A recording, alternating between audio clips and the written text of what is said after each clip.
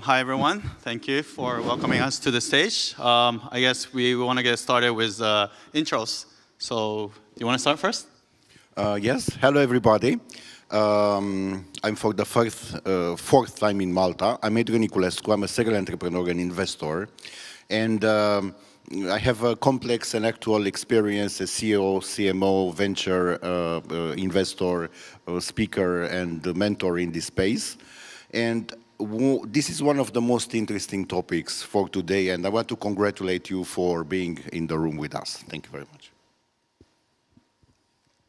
Hello to all.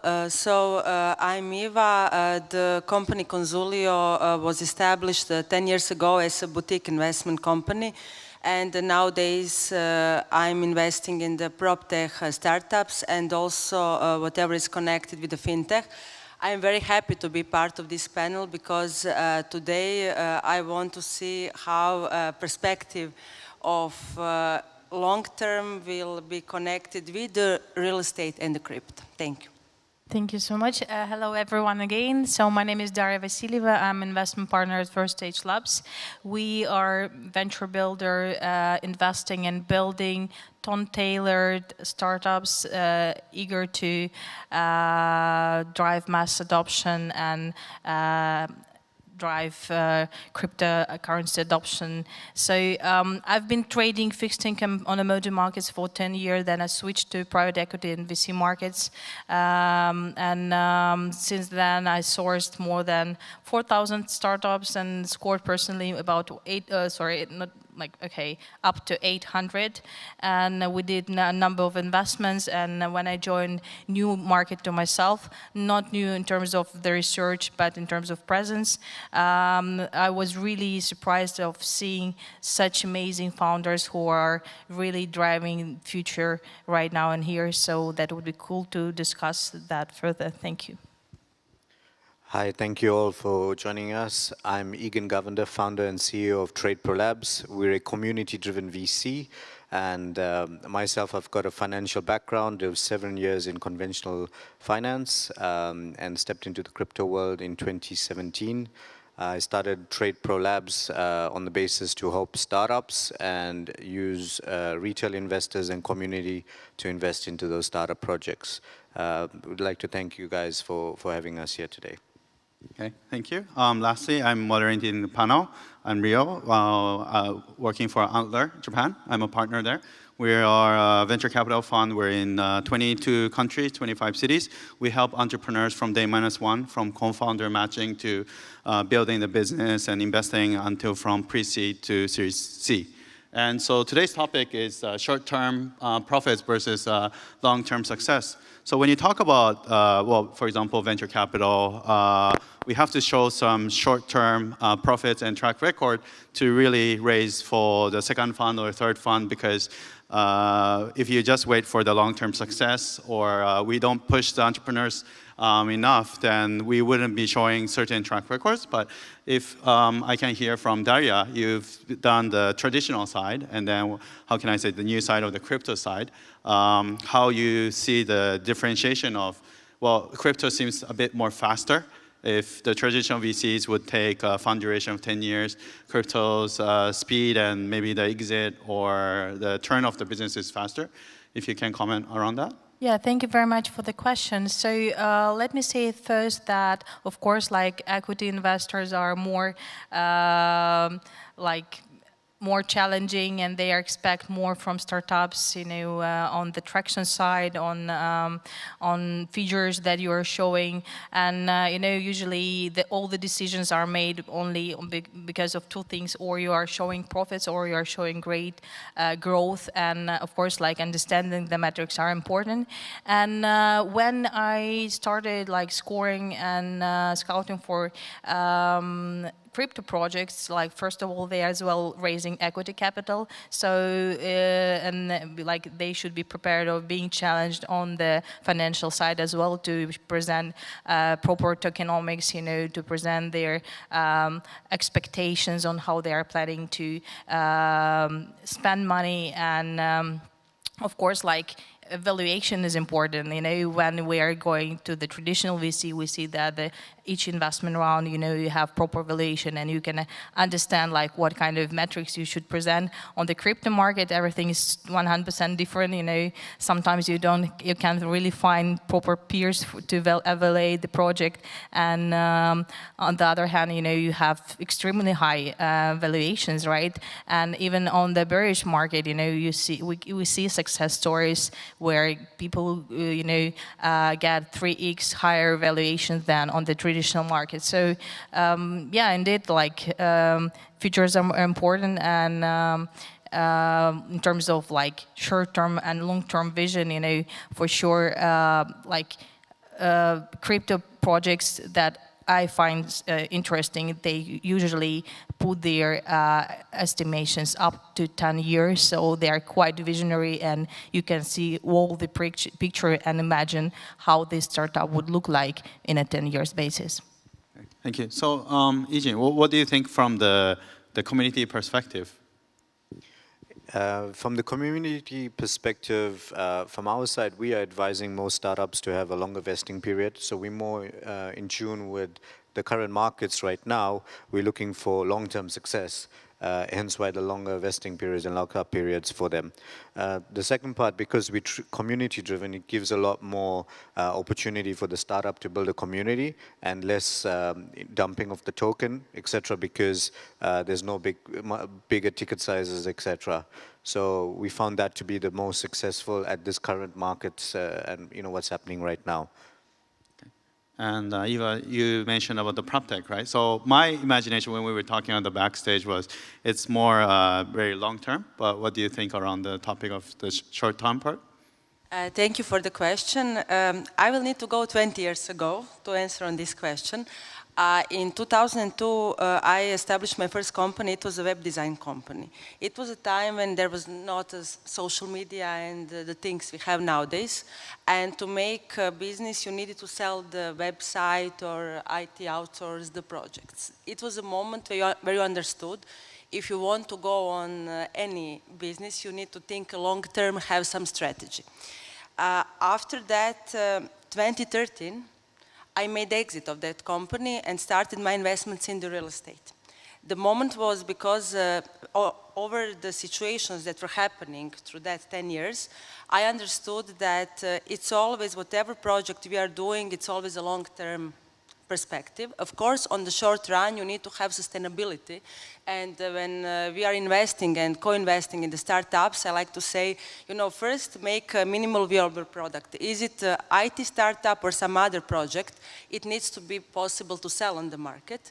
Then on the money you take from that selling, just build the things as much as you can and make a community, because in the end, it's about the human capital, and even if you don't succeed, you have the network, you have the people who will support you, especially the ones that already made failures, because what we already commented before, you have the people that were entrepreneurs, later started to be investors, and they really understand the situation. So from my perspective, real estate is, let's say, old-fashioned, and now I matched my two passions, so real estate and IT, and I can say that whatever we do, it needs to be on the long-term success, and the quick things can happen, but it's much more connected to the human capital we have with the partners we used to work with. Thank you.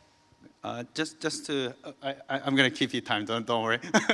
Just like kind of a follow-up question. So the short-term success is also important in the field. Yeah, because people need to get the money for the things they do to survive on the market and to be sustainable, because you have the operational costs, you need to go to different places, meet the people. So, of course, short-term success is important, but you need to validate the things on little pieces, let's say 20%. If you have the minimal viable product, it needs to be possible to sell. If you cannot sell it to your friend, family, and fools, like they like to say, then, just change the idea and the project and move forward.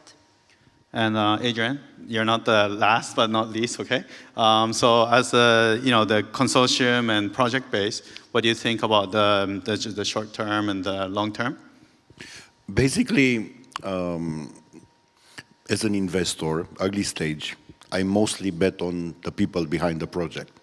As an entrepreneur, I also bet on people being around you in the project you are entrepreneur for.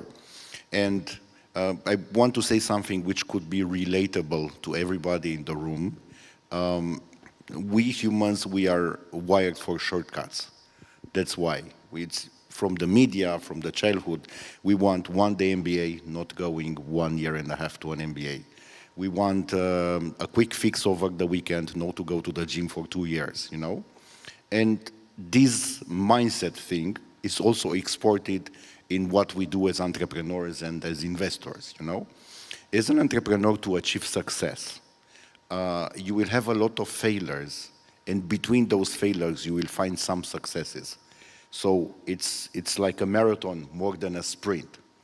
But on this way, even in a project, when it's developed, you need little successes to build on, you know, so to have momentum. But if you want to shortcut this marathon process of becoming successful or profitable for a company or for investment, it's like with the nature, you know, if a flower grows in 2 months, if you want to do it in 2 days, the flower will die, you know? And there are so many examples around us of projects which were killed from inside. They had money, they had investors, they had advisors, they had everything. They were killed from inside because this idea of a shortcut was used to the max, you know? And when you are building this long term, so my vision is I bet for the long term, but of course you need little bits of short-term success. But if you want to do it, to blow it, you know, it's possible to destroy everything and even to destroy your reputation. And with a good reputation, you can build anything on, even if the project fails. Because even the big investors, when they do, let's say, 100 investments, they assume that some of them will fail. You know, but if the people behind those failures, if they are ethical, if they are building, if they are doing, if they are contributing, they will always find a way to reach success later. So think about that. I trust that it was something relatable which anybody can use.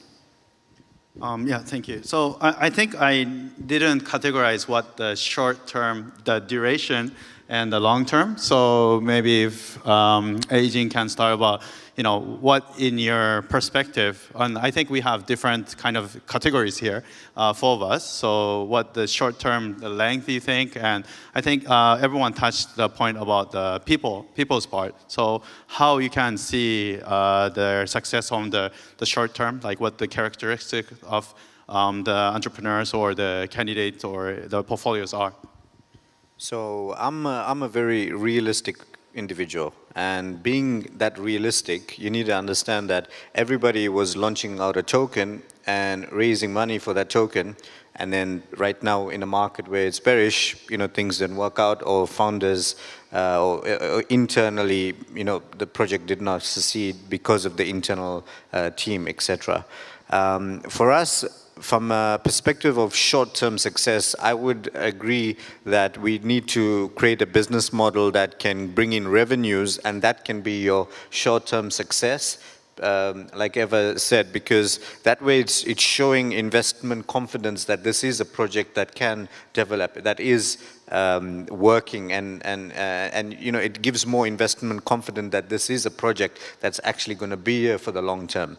And with the long-term vesting periods, they can look at long-term success by doing so. But to get investment very early stage right now is going to be more difficult than any other time in the world because of what's happening and, you know, everything that happened with FTX, etc.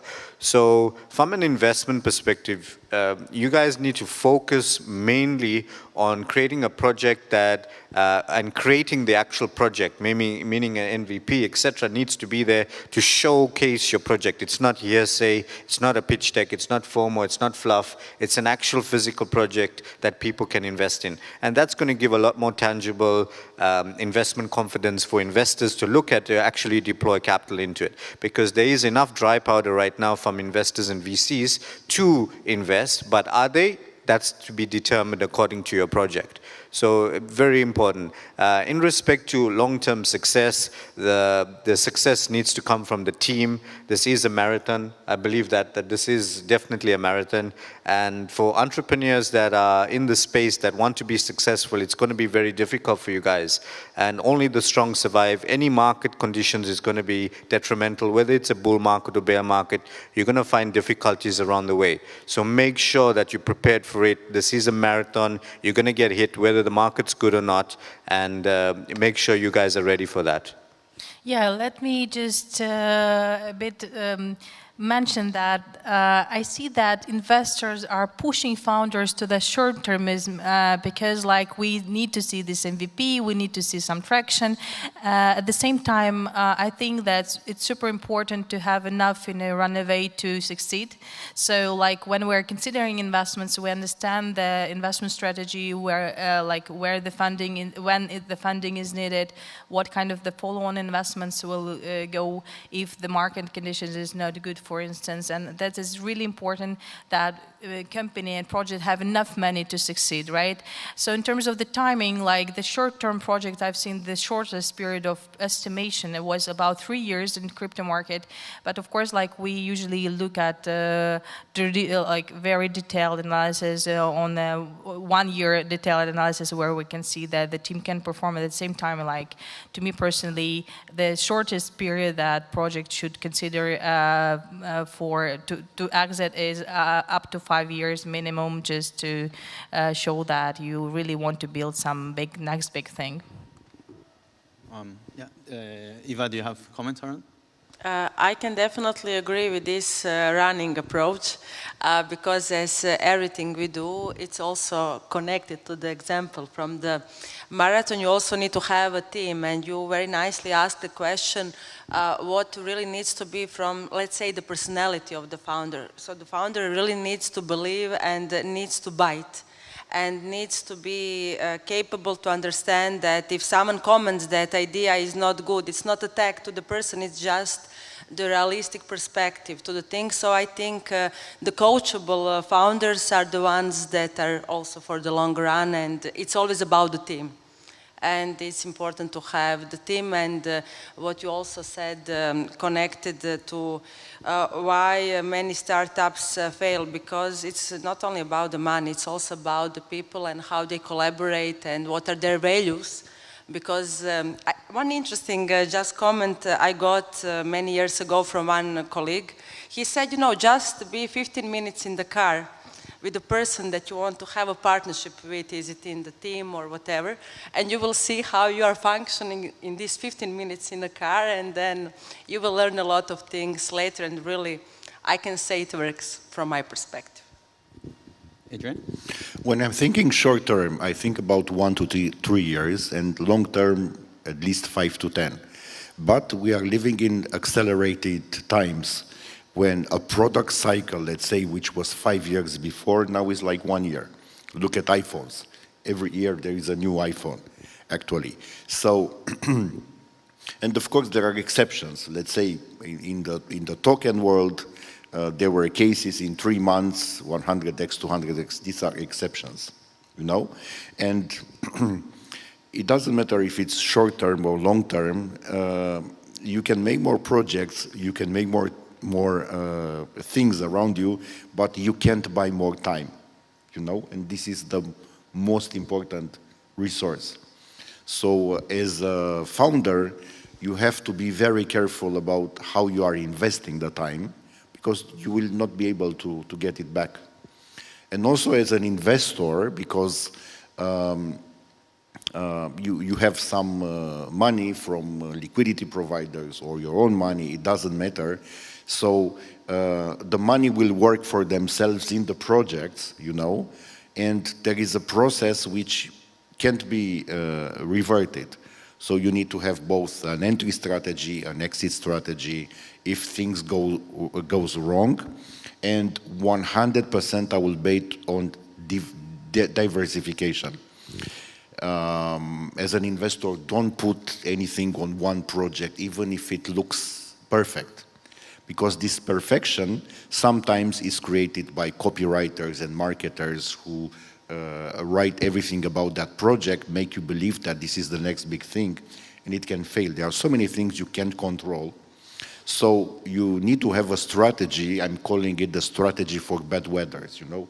Even if there is a huge tsunami, not to be wiped out from the market, you know. It's a very, very important.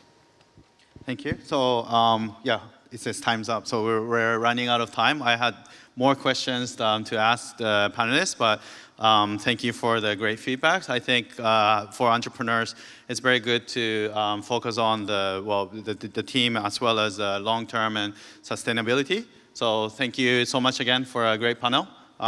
Please give them a round of applause. Thank you. Thank you, Ryo. Thank you so much. For the moderator, thank you very much. Thank you so much.